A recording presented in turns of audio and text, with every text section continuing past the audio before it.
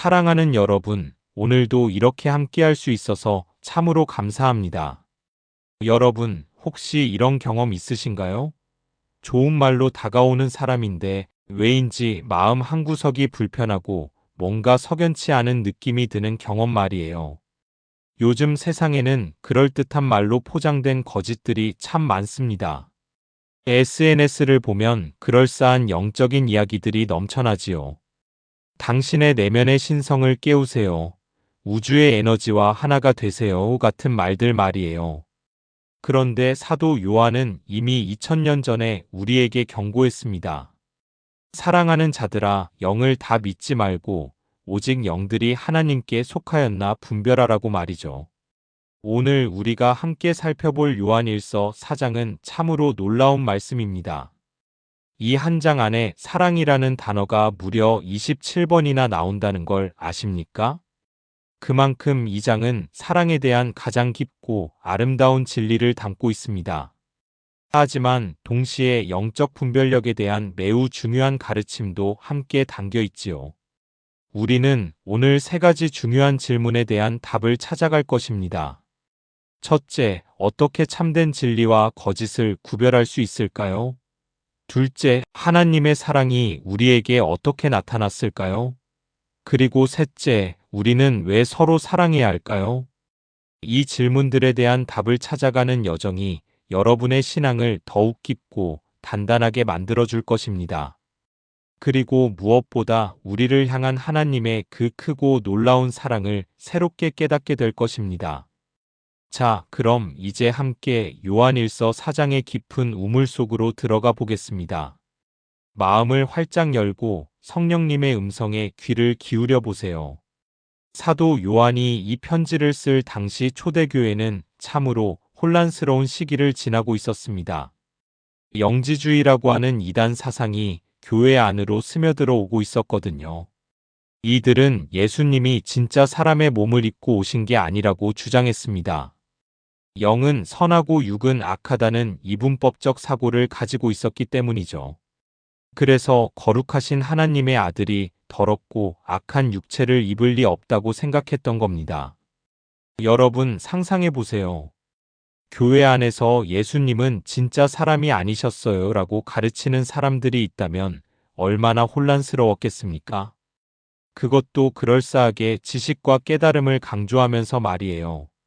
마치 요즘 시대의 모든 종교는 같은 진리를 말합니다. 예수님은 여러 성인 중 한 분일 뿐이에요 라고 말하는 것과 비슷하지요.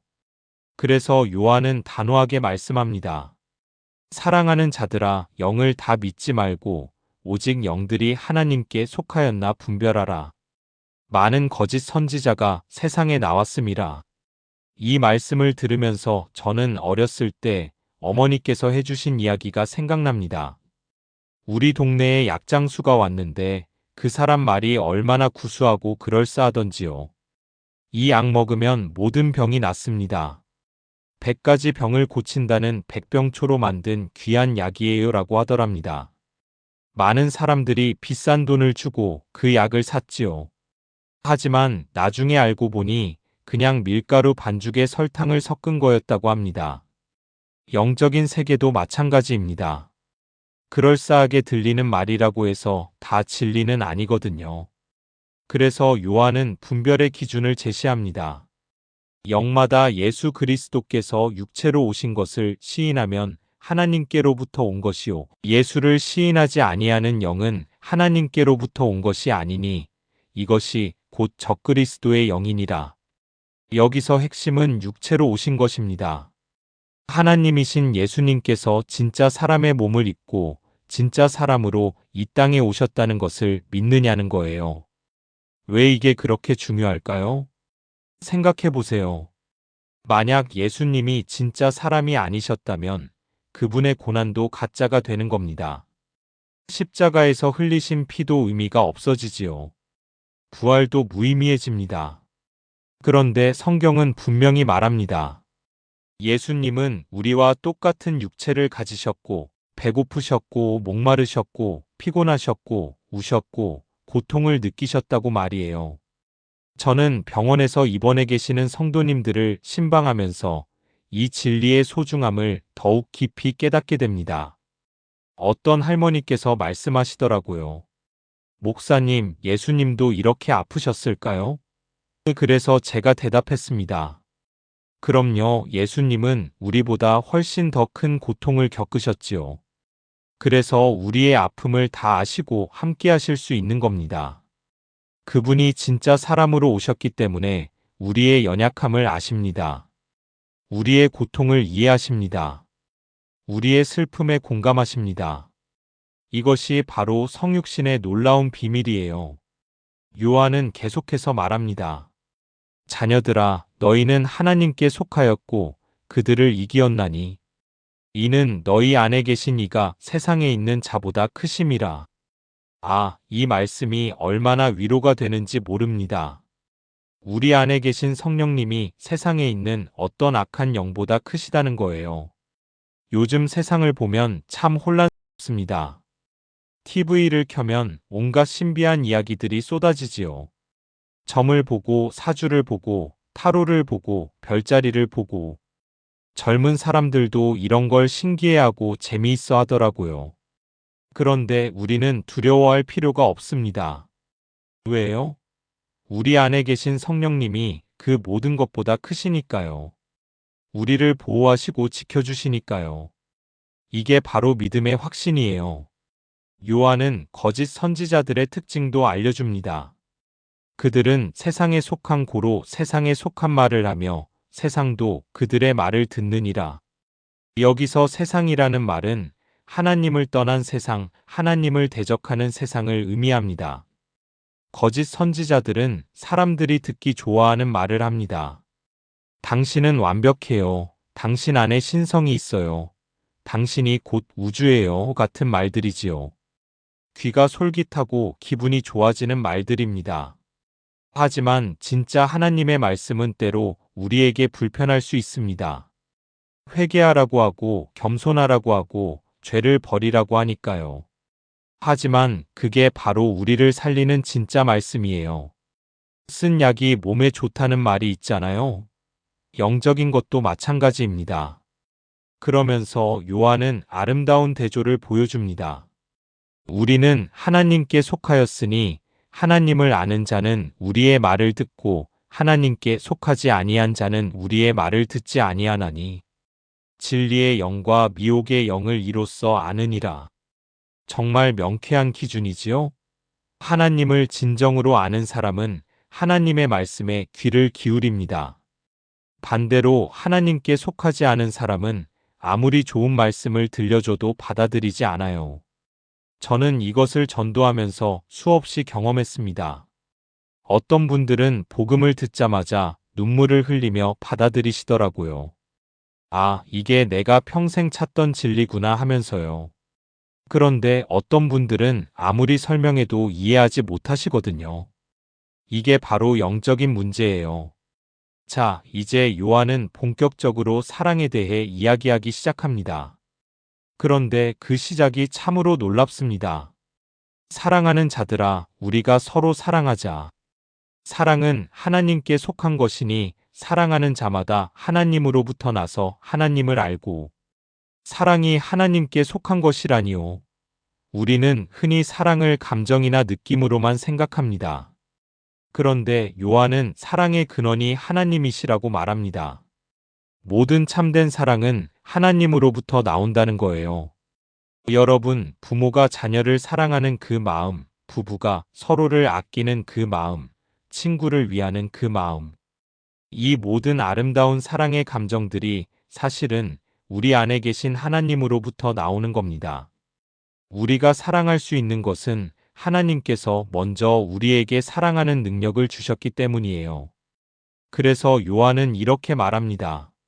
사랑하지 아니하는 자는 하나님을 알지 못하나니 이는 하나님은 사랑이심이라. 하나님은 사랑이십니다. 이 짧은 문장 안에 얼마나 깊은 진리가 담겨 있는지 모릅니다. 하나님이 사랑을 가지고 계신 게 아니라 하나님 그 자체가 사랑이시라는 거예요. 하나님의 본질이 사랑이라는 뜻입니다. 어떤 할아버지께서 손줄을 무릎에 앉히고 물으셨답니다. 하나님이 누구신지 아니? 그랬더니 어린 손주가 대답했대요. 사랑이요. 아이의 순수한 고백이 신학자들의 복잡한 설명보다 더 정확할 때가 있습니다. 그런데 요한은 여기서 멈추지 않습니다. 하나님의 사랑이 어떻게 나타났는지를 구체적으로 설명하기 시작하지요. 하나님의 사랑이 우리에게 이렇게 나타난 바 되었으니 하나님이 자기의 독생자를 세상에 보내심은 그로 말미암아 우리를 살리려 하심이라. 독생자 하나님께는 아들이 오직 한 분밖에 없으신데 그 귀한 아들을 우리를 위해 보내주셨다는 겁니다. 여러분, 자녀가 있으신 분들은 이 말씀이 얼마나 가슴 아프게 다가오는지 아실 거예요. 저는 손주가 있는데요. 그 아이가 조금만 아파도 마음이 찢어집니다. 밤새 기도하게 되고 대신 아플 수만 있다면 제가 아프고 싶다는 생각이 들어요. 그런데 하나님은 당신의 아들을, 그것도 죄 없으신 완전한 아들을 우리 같은 죄인들을 위해 이 땅에 보내주셨습니다. 그것도 왕궁이 아니라 초라한 마구간에서 태어나게 하셨고 부유한 집이 아니라 가난한 목수의 집에서 자라게 하셨어요. 그리고 결국에는 십자가에서 죽게 하셨습니다. 이게 바로 하나님의 사랑입니다. 요한은 계속해서 말합니다. 사랑은 여기 있으니 우리가 하나님을 사랑한 것이 아니요. 하나님이 우리를 사랑하사 우리 죄를 속하기 위하여 화목 제물로 그 아들을 보내셨음이라. 이 말씀을 묵상할 때마다 눈물이 납니다. 우리가 하나님을 먼저 사랑한 게 아니에요. 하나님께서 먼저 우리를 사랑하셨습니다. 우리가 아직 죄인 되었을 때, 우리가 하나님을 알지도 못하고 심지어 하나님을 대적하고 있을 때, 그때 이미 하나님은 우리를 사랑하고 계셨어요. 여러분, 화목제물이라는 말이 무슨 뜻인지 아십니까? 구약시대에 사람들이 죄를 지으면 양이나 염소를 제물로 드렸습니다. 그 동물이 사람 대신 죽음으로써 하나님과의 관계가 회복되는 거였지요. 그런데 그것은 완전한 해결책이 아니었어요. 매번 반복해야 했고, 동물의 피로는 사람의 죄를 완전히 씻을 수 없었거든요. 그래서 하나님은 완전한 화목제물을 보내주셨습니다. 바로 예수 그리스도시지요. 그분이 십자가에서 단번에 우리의 모든 죄를 짊어지시고 대신 죽으셨습니다. 그래서 이제 우리가 그분을 믿기만 하면 하나님과 화평을 누릴 수 있게 된 겁니다. 저는 가끔 이런 상상을 합니다. 만약 우리가 법정에 서 있는데 우리의 모든 죄가 낱낱이 드러난다면 어떨까요? 평생 지은 거짓말, 미운 마음, 시기와 질투, 교만과 이기심. 이 모든 것이 다 드러난다면 우리는 고개를 들 수 없을 겁니다. 그런데 바로 그때 예수님이 나서십니다. 이 사람의 죄값은 내가 대신 치렀습니다. 십자가에서 이미 다 갚았습니다.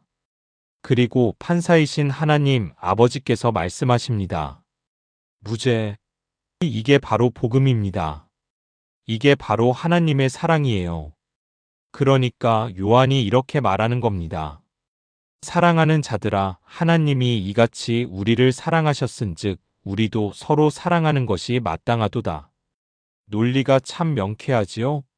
하나님께서 우리를 이렇게까지 사랑하셨는데 우리가 어떻게 서로 사랑하지 않을 수 있겠습니까? 우리가 받은 그 큰 사랑을 생각하면 우리도 서로를 사랑하는 게 당연한 거예요. 그런데 문제는 이게 쉽지 않다는 겁니다. 솔직히 말하면 어떤 사람들은 정말 사랑하기 어렵잖아요. 나를 미워하는 사람, 나에게 상처 준 사람, 나를 오해하는 사람. 이런 사람들을 사랑하라니요? 저도 목회하면서 참 힘들 때가 있습니다. 온 마음을 다해 섬기는데 오해받을 때, 헌신했는데 배신당할 때, 그럴 때는 정말 사랑하기가 어렵더라고요. 그런데 바로 그때 이 말씀이 떠오릅니다. 하나님이 이같이 우리를 사랑하셨은즉 우리가 하나님께 무슨 짓을 했습니까? 우리가 하나님을 얼마나 무시했고 얼마나 거역했습니까? 그런데도 하나님은 우리를 사랑하셨어요. 그 사랑을 생각하면 우리가 받은 작은 상처쯤은 용서할 수 있지 않겠습니까? 요한은 이어서 놀라운 말씀을 합니다. 하나님을 본 사람이 없으되 만일 우리가 서로 사랑하면 하나님이 우리 안에 거하시고 그의 사랑이 우리 안에 온전히 이루어지느니라. 하나님을 본 사람이 없다는 것은 사실입니다. 하나님은 영이시니까 우리 육신의 눈으로는 볼 수 없지요. 그런데 우리가 서로 사랑할 때 바로 거기서 하나님이 나타나신다는 겁니다. 우리의 사랑을 통해 보이지 않는 하나님이 보이게 되는 거예요. 어느 교회에 이런 일이 있었답니다. 한 불신자 남자가 아내를 따라 교회에 나오게 됐는데 처음에는 정말 억지로 왔다고 해요. 설교도 지루하고 찬송도 재미없고 다 시간 낭비 같았대요. 그런데 이 교회 성도들이 얼마나 친절하고 따뜻하게 대해주던지요. 아플 때 찾아와서 기도해주고 어려울 때 도와주고 힘들 때 위로해주고 그러더니 어느 날 그 남자가 말했답니다. 하나님이 정말 계신가 봅니다. 안 그러면 사람들이 이렇게 사랑할 수 없어요. 그리고 결국 그 남자도 예수님을 영접했다고 합니다. 이게 바로 사랑의 능력이에요. 우리가 서로 사랑할 때 사람들이 우리를 통해 하나님을 보게 되는 겁니다. 이것이야말로 가장 강력한 전도 방법이지요. 요한은 계속해서 우리에게 확신을 줍니다. 하나님이 우리에게 주신 그의 성령으로 말미암아 우리가 그 안에 거하고 그가 우리 안에 거하시는 줄을 아느니라. 성령님이 우리 안에 계시다는 것, 이것이 우리의 확신입니다. 우리가 하나님의 자녀라는 증거예요. 그리고 성령님은 우리에게 사랑의 능력을 주십니다. 우리 힘으로는 사랑할 수 없는 사람도 성령님의 도우심으로 사랑할 수 있게 되는 거지요. 저는 이것을 수없이 경험했습니다. 주님, 저 사람은 정말 못 용서하겠어요 라고 기도했는데 성령님께서 제 마음을 만지시더니 조금씩 그 사람을 위해 기도할 수 있게 되더라고요. 그러다 보니 어느새 용서가 되고 심지어 사랑하게 되는 거예요. 이게 바로 성령님의 역사입니다. 요한은 다시 한번 강조합니다. 하나님이 그 아들을 세상의 구주로 보내신 것을 우리가 보았고 또 증언하노니 누구든지 예수를 하나님의 아들이라 시인하면 하나님이 그의 안에 거하시고 그도 하나님 안에 거하느니라. 예수님이 하나님의 아들이시며 세상의 구주라는 것, 이것을 믿고 고백하는 것이 핵심입니다. 이 고백이 우리를 구원으로 이끕니다. 이 고백이 우리를 하나님과 하나 되게 합니다. 세상의 구주라는 표현이 참 좋습니다. 특정 민족만을 위한 구주가 아니에요. 어느 한 나라, 어느 한 시대만을 위한 구주가 아닙니다. 온 세상, 모든 사람을 위한 구주이십니다. 그래서 누구든지 예수님을 믿기만 하면 구원받을 수 있어요. 여러분 중에 혹시 나 같은 죄인도 구원받을 수 있을까? 라고 생각하시는 분 계신가요? 그렇다면 이 말씀을 기억하세요. 세상의 구주. 당신도 이 세상에 속한 사람이라면 예수님은 당신의 구주이십니다. 요한은 이제 사랑의 본질에 대해 더 깊이 들어갑니다. 하나님은 사랑이시라. 사랑 안에 거하는 자는 하나님 안에 거하고 하나님도 그의 안에 거하시느니라. 사랑 안에 거한다는 것은 무슨 뜻일까요? 그것은 사랑을 삶의 원리로 삼고 산다는 뜻입니다. 모든 결정을 사랑으로 하고 모든 행동을 사랑으로 하고 모든 말을 사랑으로 하는 거예요. 그럴 때 우리는 하나님 안에 거하게 되고 하나님도 우리 안에 거하시게 됩니다. 그리고 이렇게 사랑 안에 거할 때 놀라운 일이 일어납니다. 이로써 사랑이 우리에게 온전하게 이루어진 것은 우리로 심판날의 담대함을 가지게 하려 함이니 주께서 그러하심과 같이 우리도 이 세상에서 그러하니라. 심판날의 담대함을 가진다. 이게 얼마나 큰 축복인지 아십니까? 우리 모두는 언젠가 하나님 앞에 서게 될 것입니다. 그날이 두렵지 않은 사람이 어디 있겠습니까? 우리의 모든 삶이 낱낱이 드러날 텐데 말이에요. 그런데 사랑 안에 거하는 사람은 그날을 두려워하지 않습니다. 왜요? 예수님께서 이미 우리의 모든 죄를 대속하셨고 우리를 의롭다 하셨기 때문입니다. 우리가 예수님처럼 완벽하게 살아서가 아니에요. 예수님의 의가 우리에게 전가되었기 때문입니다. 주께서 그러하신과 같이 우리도 이 세상에서 그러하니라는 말씀이 참으로 감동적입니다. 예수님이 하나님과 완전한 사랑의 관계에 있으셨던 것처럼 우리도 하나님과 그런 관계에 있다는 뜻이에요. 물론 우리는 여전히 부족하고 연약합니다. 하지만 예수님 안에서 우리는 하나님의 사랑받는 자녀입니다. 그래서 요한은 이 유명한 말씀을 선포합니다. 사랑 안에 두려움이 없고 온전한 사랑이 두려움을 내쫓나니 두려움에는 형벌이 있음이라. 두려워하는 자는 사랑 안에서 온전히 이루지 못하였느니라. 사랑과 두려움은 함께 있을 수 없습니다. 진정한 사랑이 있는 곳에는 두려움이 설 자리가 없어요. 부모가 자녀를 대할 때를 생각해 보세요. 진심으로 사랑하는 부모는 자녀가 두려워하게 만들지 않습니다. 물론 잘못했을 때는 꾸짖지만 그것도 사랑에서 나오는 거예요. 하나님도 마찬가지입니다. 하나님은 우리를 두렵게 하려고 계시는 분이 아닙니다. 우리를 사랑하시는 아버지세요. 그래서 우리가 하나님의 사랑을 정말로 깨달으면 하나님에 대한 두려움이 사라집니다. 대신 경외심과 존경심이 생기지요. 어떤 분이 이런 간증을 하시더라고요. 평생 하나님을 무서운 분으로만 생각했다고 합니다. 조금만 잘못하면 벌을 내리실 것 같고 항상 감시하고 계신 것 같아서 신앙생활이 너무 힘들었대요. 그런데 어느 날 이 말씀을 묵상하다가 깨달았답니다. 아, 하나님은 나를 사랑하시는구나. 벌 주려고 계신 게 아니라 축복하려고 계시는구나. 그때부터 신앙생활이 완전히 달라졌다고 해요. 기도가 즐거워지고 예배가 기다려지고 성경 읽는 게 재미있어지더랍니다. 두려움이 아니라 사랑으로 하나님을 섬기게 된 거지요. 하지만 우리가 조심해야 할 것이 있습니다. 요한이 경고하기를 두려워하는 자는 사랑 안에서 온전히 이루지 못하였느니라고 했거든요.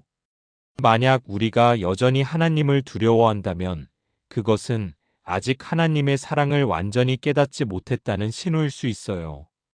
그렇다고 하나님을 무시하거나 함부로 대하라는 게 아닙니다. 경외심과 두려움은 다릅니다.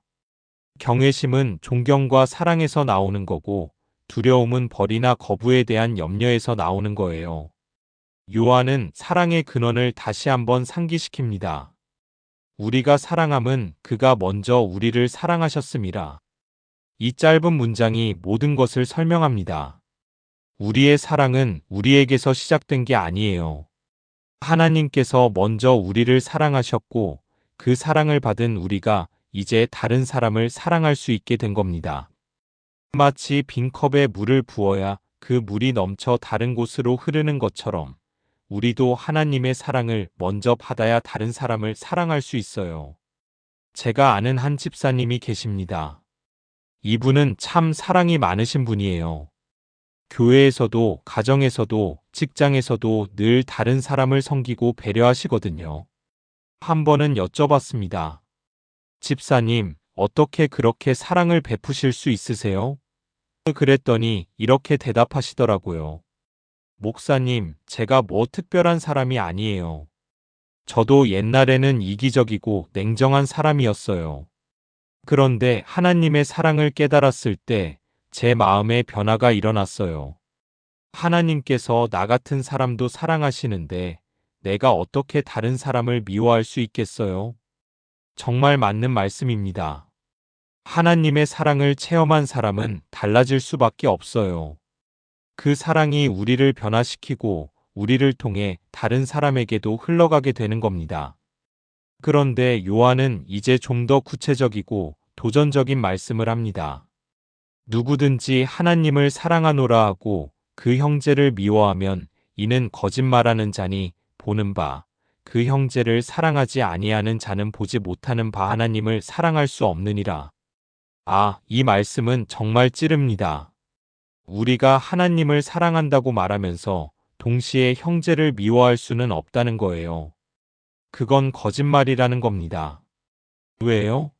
눈에 보이는 형제도 사랑하지 못하면서 눈에 보이지 않는 하나님을 어떻게 사랑할 수 있겠습니까? 이게 바로 신앙의 진정성을 테스트하는 기준입니다. 우리가 정말 하나님을 사랑하는지 알고 싶으세요? 그럼 우리가 주변 사람들을 어떻게 대하는지 보면 됩니다. 특히 우리를 힘들게 하는 사람, 우리와 맞지 않는 사람, 우리에게 상처 준 사람을 어떻게 대하는지 보면 알 수 있어요. 교회 안에서도 이런 일이 종종 있습니다. 이 예배는 열심히 드리는데 교회 식구들과는 인사도 안 하는 사람, 헌금은 많이 하는데 다른 사람에게는 인색한 사람, 기도는 많이 하는데 이웃에게는 냉정한 사람. 요한은 이런 모습이 진정한 신앙이 아니라고 말합니다. 저도 목회하면서 이런 질문을 받을 때가 있어요. 목사님, 저는 주일마다 교회 나오고 11조도 드리고 기도도 하는데 왜 제 삶이 변하지 않을까요? 그럴 때 저는 조심스럽게 물어봅니다. 집사님, 주변 사람들과의 관계는 어떠신가요? 특히 집사님을 힘들게 하는 사람이 있다면 그 사람을 어떻게 대하고 계신가요? 대부분 그때 깨닫더라고요. 내가 하나님은 사랑한다고 하면서 정작 사람은 사랑하지 않았구나 하고 말이에요. 신앙생활은 하나님과의 관계만이 아닙니다. 사람과의 관계도 포함되는 거예요. 그래서 요한은 마지막으로 이 계명을 선포합니다. 우리가 그에게서 이 계명을 받았나니 하나님을 사랑하는 자는 또한 그 형제를 사랑할지니라. 이것이 계명입니다. 선택사항이 아니에요. 형제를 사랑하면 좋고 안 해도 괜찮아가 아닙니다. 하나님을 사랑한다면 반드시 형제도 사랑해야 한다는 거예요. 이 두 가지는 분리될 수 없습니다. 예수님도 이렇게 말씀하셨지요. 내 마음을 다하고 목숨을 다하고 뜻을 다하여 주 너의 하나님을 사랑하라. 이것이 크고 첫째 되는 계명이요. 둘째도 그와 같으니 내 이웃을 내 자신같이 사랑하라. 첫째 계명과 둘째 계명이 같다는 거예요. 똑같이 중요하다는 뜻입니다. 여러분, 우리 주변을 둘러보세요. 사랑이 필요한 사람들이 얼마나 많습니까? 외로운 이웃, 병든 성도, 어려움 겪는 가족, 상처받은 친구. 이들이 바로 우리가 사랑해야 할 형제자매들입니다. 그리고 이들을 사랑하는 것이 바로 하나님을 사랑하는 것입니다. 예수님께서 마태복음 25장에서 말씀하시지 않으셨습니까? 지극히 작은 자 하나에게 한 것이 곧 내게 한 것이니라고요. 우리가 형제를 사랑할 때 그것이 곧 하나님을 사랑하는 것이 되는 겁니다. 사랑하는 여러분, 오늘 우리는 요한일서 4장을 통해 참으로 귀한 진리들을 배웠습니다. 영적 분별력의 중요성, 하나님의 놀라운 사랑, 그리고 우리가 서로 사랑해야 할 이유를 배웠지요. 이제 이 말씀을 우리 삶에 어떻게 적용할 수 있을까요? 첫째, 우리는 영적으로 깨어 있어야 합니다. 모든 가르침을 무분별하게 받아들이지 말고 성경의 진리에 비추어 분별해야 해요. 예수 그리스도께서 육체로 오신 것을 고백하는지, 하나님의 사랑을 전하는지, 형제 사랑을 강조하는지를 확인해야 합니다. 둘째, 우리는 하나님의 사랑을 깊이 묵상해야 합니다. 하나님께서 독생자를 보내주신 그 사랑, 우리가 아직 죄인 되었을 때 먼저 사랑하신 그 사랑을 날마다 기억하고 감사해야 해요. 이 사랑이 우리 삶의 원동력이 되어야 합니다. 셋째, 우리는 서로 사랑해야 합니다. 이것은 선택이 아니라 계명입니다. 특히 사랑하기 어려운 사람, 우리에게 상처 준 사람, 우리를 미워하는 사람까지도 사랑해야 해요. 그것이 바로 하나님의 사랑을 받은 자의 응답입니다. 여러분, 하나님은 사랑이십니다. 이 진리를 마음 깊이 새기시기 바랍니다. 그리고 그 사랑 안에 거하시기 바랍니다. 그럴 때 우리에게는 두려움이 없어지고 담대함이 생기고 기쁨이 넘치게 될 것입니다. 또한 우리를 통해 하나님의 사랑이 이 세상에 흘러가게 될 것입니다. 우리의 작은 사랑의 실천이 누군가에게는 하나님을 경험하는 통로가 될 수 있어요. 우리의 용서와 배려가 누군가에게는 복음이 될 수 있습니다. 오늘 이 말씀을 들으신 여러분 모두가 하나님의 크신 사랑을 깊이 체험하시고 그 사랑으로 충만하여 넘치는 삶을 사시기를 축원합니다. 그리고 그 사랑이 여러분의 가정에, 교회에, 이웃에, 그리고 이 세상에 흘러가기를 기도합니다. 하나님은 사랑이십니다. 이 사랑이 여러분과 함께 하시길 바랍니다. 오늘 이 귀한 시간을 함께 해주셔서 진심으로 감사드립니다. 이 말씀이 여러분의 삶의 위로와 힘이 되고 믿음의 확신을 더해 주었기를 소망합니다. 혹시 오늘 말씀이 은혜가 되셨다면 아래 좋아요 버튼을 눌러주시고요. 더 많은 분들이 이 귀한 말씀을 들으실 수 있도록 구독과 알림 설정도 부탁드립니다. 여러분의 작은 관심 하나하나가 하나님의 말씀을 전하는 데 큰 힘이 됩니다. 그리고 댓글로 여러분의 은혜로운 간증이나 기도 제목을 나눠주시면 함께 기도하며 은혜를 나누겠습니다. 우리는 혼자가 아니라 주님 안에서 한 가족이니까요. 다음 시간에도 더욱 귀한 말씀으로 여러분을 찾아뵙겠습니다. 그때까지 하나님의 사랑과 평강이 여러분과 함께 하시길 축복합니다.